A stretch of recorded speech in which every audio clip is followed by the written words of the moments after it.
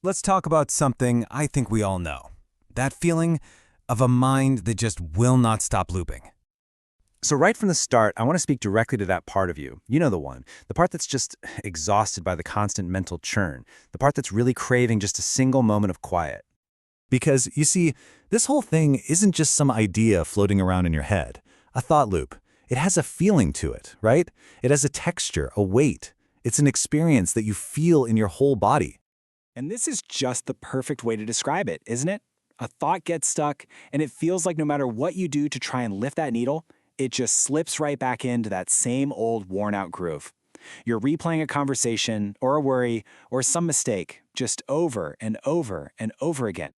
So let's actually ground this in the body for a second. As you look at this list, maybe just check in with yourself. Do any of these feel familiar?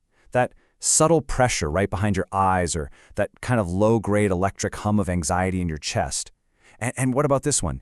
Your mind is just spinning, going a million miles an hour, but your body feels so heavy, like it's completely drained but just can't rest. And here's what's so important to get.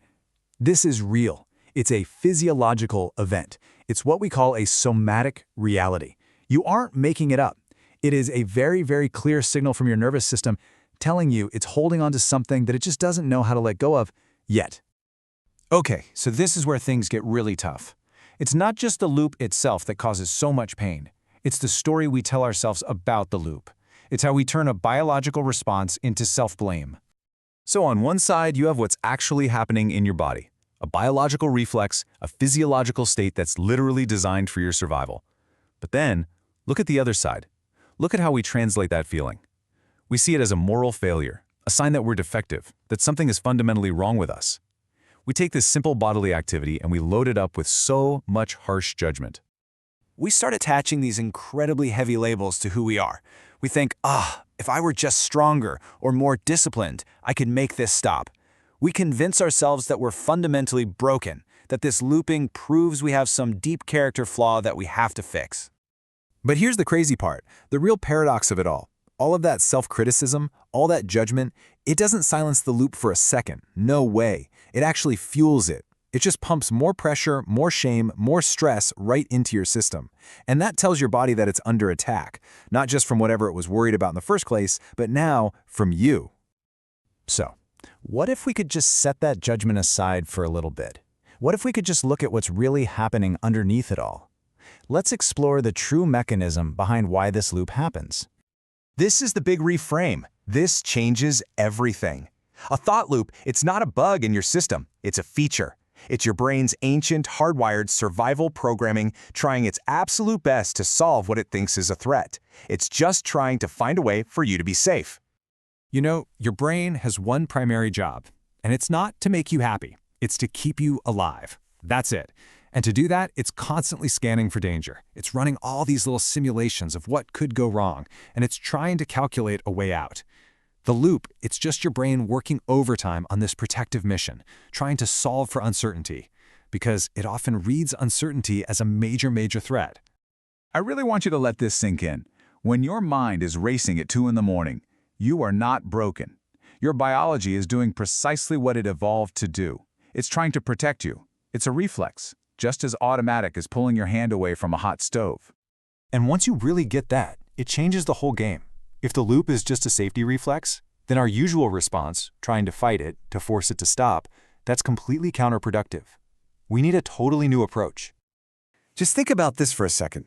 If your system is already on high alert because it feels threatened, how can you possibly bully it into feeling safe?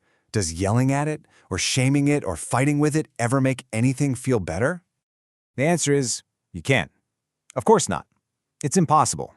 Adding more force, more frustration, more of that aggressive energy only confirms to your nervous system that the threat is real and that it needs to try even harder to protect you. So this is the entire point. We have to flip the script. The way out of the loop isn't through more effort or more willpower. The way out is by intentionally and gently creating signals of safety for our bodies. And here is how we can start to do that. Think of this as a simple, gentle invitation to guide your system back to the present moment, because that's where safety actually exists. So instead of getting into a fight with a thought, let's just try this, right now. Just for a moment, feel the chair or the floor that's supporting your body. Now, just gently press your feet, your heels, into the ground. Good. And now, let your eyes just land on something in the room. Don't scan, just let them rest on one thing. And really see it. What color is it? What's the texture like? And you see, this is why grounding works. That thought loop. It's always about the past or the future. What already happened or what might happen. But your body, your senses, they can only exist right here, right now. By bringing your attention back to your physical self, even for a moment, you send this powerful signal to your brain that says, hey, in this moment right now, you are safe. So, let's end with this one fundamental truth. This mental repetition that you experience, it is not a sign of weakness. It's not a character flaw. It is a biological survival mechanism doing its job. The real invitation here is to just release that heavy weight of self-blame.